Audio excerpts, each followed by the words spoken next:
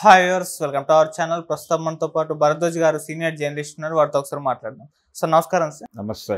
Sir కూటమి ప్రభుత్వం లక్ష్మీ పార్వతి గారికి షాక్ ఇచ్చింది సార్. అంతకుముందు జగన్ గారి హయాంలో ఆమె ఆంధ్ర యూనివర్సిటీకి గౌరవ ఆచార్యురాలుగా ఉండే కదా సార్. ఇప్పుడు ఆ పదవిని తీసేస్తున్నట్టుగా మన ఆంధ్ర యూనివర్సిటీ వాళ్ళు ప్రకటించడం చూస్తున్నాం సార్. మరి దీన్ని ఏ విధంగా చూడొచ్చు? ఇది కూటమి ప్రభుత్వం ఇన్వాల్వ్మెంట్ తీసుకుని ఆమెను తీసేస్తున్నట్టుగా మాట్లాడుతున్నారు సార్. యాక్చువల్గా ఆవిడకి తెలుగు అకాడమీ చైర్పర్సన్గా నియమించారు. ఓకే. అయితే ఇవన్నీ కూడా నియామక పదవులు. ఈ నియామక పదవులు ఎప్పుడైతే ఏ ప్రభుత్వం అయితే నియమిస్తుందో ఆ ప్రభుత్వం వెళ్ళిపోయిన తర్వాత ఆటోమేటిక్గా వీళ్ళందరూ రిజైన్ చేయాల్సి ఉంటుంది. కొంతమంది చెయ్యరు, ఆ ప్లేస్లో వేరే వాళ్ళని తీసుకొస్తారు.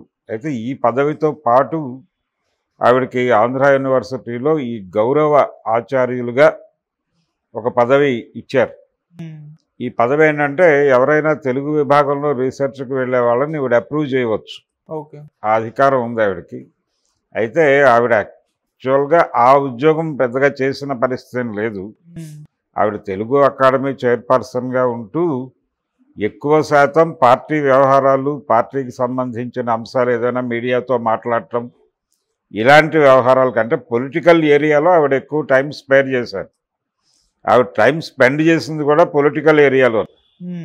కాబట్టి ఆవిడ వైసీపీ మనిషి అని కొత్తగా చెప్పక్కర్లేదు. ఆవిడ ఆ రకంగా ఆవిడ మొదటి నుంచి, అంటే ఆవిడని రోడ్ నెంబర్ 13లో ఇల్లు ఖాళీ చేయించినప్పటి నుంచి ఆవిడ జగన్కి అనుకూలంగా మారటం మనకు తెలుసు.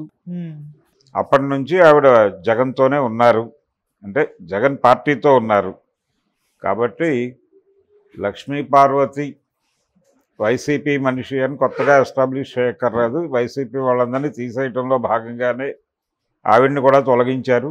ఆవిడ్ని అంటే తెలుగు అకాడమీ చైర్పర్సన్ గాను, అలాగే ఆంధ్ర యూనివర్సిటీ గౌరవ ఆచార్య పదవి నుంచి కూడా ఆవిడని తప్పించారు. ఇప్పుడు ఆవిడ ప్రస్తుతం ప్రతిపక్ష హోదా కూడా లేనటువంటి పార్టీకి ఒక నాయకురాలు, అంతవరకే. సో ఆవిడ అలాగే ఈ విషయం మాట్లాడారు ఇంతకుముందే.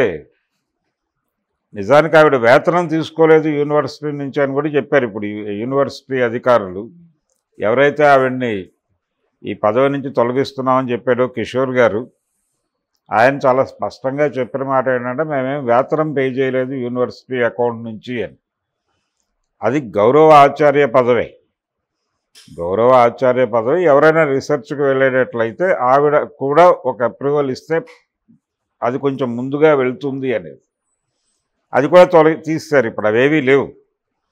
ఇప్పుడు ఆ ప్లేస్లో కొత్త వాళ్ళని ఎవరినో తీసుకుంటారు, తెలుగుదేశం పార్టీ నామినేట్ చేస్తుంది. సో ఒక నామినేషన్ పదవి రెడీగా ఉంది, ఎవరైనా ప్రయత్నం చేసుకుని ఆ ఏరియాలోకి వెళ్ళొచ్చు అని ఒక హింట్ ఇచ్చారు. ఇప్పుడు ఆవిడని తొలగించడం ద్వారా, ఆవిడని తొలగిస్తే కదా అక్కడ వాక్యూమ్ ఉందని తెలిసేది ప్రపంచానికి. అంటే తెలుగు అకాడమీ చైర్పర్సన్గా ఎవరినో తీసుకుంటారు, చైర్మన్ గానో చైర్పర్సన్ గానో ఎవరో ఒకళ్ళని తీసుకుంటారు. ఇక్కడ ఈ గౌరవ ఆచార్య పదవి ఒకటి ఖాళీ ఉంది, దీనిలో కూడా ఎవరినైనా మీరు ఫిల్ చేసుకోవచ్చు. అంటే కొత్త పార్టీ అధికారంలోకి వచ్చింది కాబట్టి చాలామంది ఆశావహులు ఉంటారు, పదవులు ఆశించే వాళ్ళు ఉంటారు. వాళ్ళల్లో ఎవరో ఒకళ్ళని అక్కడ ప్లేస్ చేస్తారు. అలా గడిచిపోతుంది అంతే. దానిలో పెద్ద వింత విశేషము ఏమీ లేదు ఆవిడని. ఓకే. అయితే లక్ష్మీ పార్వతి గారిని ఆ పదవిలోంచి తొలగించడం అనేది ఒక రకంగా అత్తగారి ఉద్యోగాన్ని తీసేసినటువంటి అల్లుడు గారు అన్న కాంటెక్స్ట్లో వెళ్ళొచ్చు. ఓకే. ఎందుకంటే ప్రస్తుత ముఖ్యమంత్రికి అవునన్నా కాదన్నా ఆయన అంగీకరించినా అంగీకరించకపోయినా అత్తగారు ఆవిడకి ఆయన అల్లుడు. పైగా ఆవిడ సారథ్యంలోనే ఈయన మంత్రిగా వ్యవహరించాడు. ఆంధ్రప్రదేశ్ ఉమ్మడి రాష్ట్రానికి నందమూరి తారక రామారావు గారు ముఖ్యమంత్రిగా ఉండగా 94 ఎన్నికల్లో ఆయన మూడోసారి ముఖ్యమంత్రి అయినప్పుడు ఆ మంత్రిమండలి నిర్మాణంలో ఆవిడ పాత్ర ఉంది. ఆ రోజుల్లో ఆవిడ ఈయన్ని ధీశక్తిగా వర్ణించేది, చంద్రబాబు గారిని. అలా అల్లుడు గారు ముఖ్యమంత్రి అయ్యాడు. అత్తగారికి ఇక్కడ గెంటివేత జరిగింది.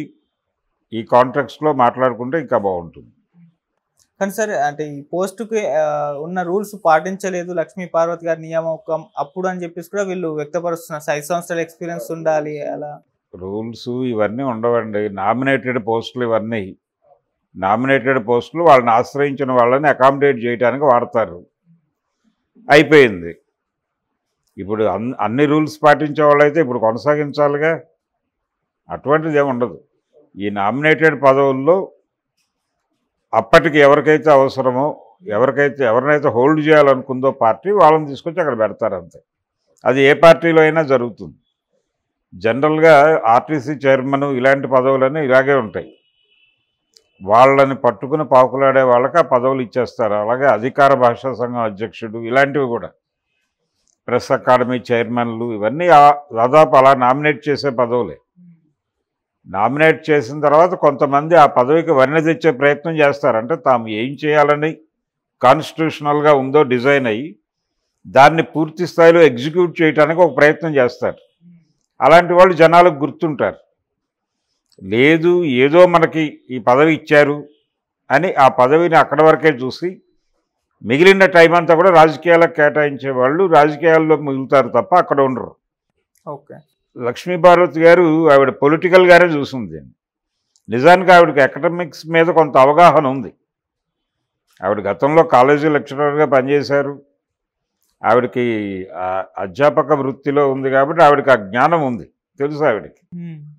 అలాగే ఆవిడ అష్టావధానాలు వీటిలో కూడా పాల్గొనేవారు. సో ఆవిడకి ఆ ఏరియాలో ఏమిటి అనే విషయానికి తెలిసి సంగతి తెలుసు. కానీ ఆవిడ మెయిన్ కోర్ ఏరియా పాలిటిక్స్. అందుకని అక్కడ ఏం చేయలేదు. ఆవిడ చేయటానికి అవకాశం కూడా ఉండదు. ఆవిడని జస్ట్ ఊరికేనే ఒక నామినేటెడ్ పోస్ట్లో అలా పెట్టారు అంతవరకు. ప్రాధాన్యతలు ఏమి ఉండవు. Thank you so much sir. Thank you.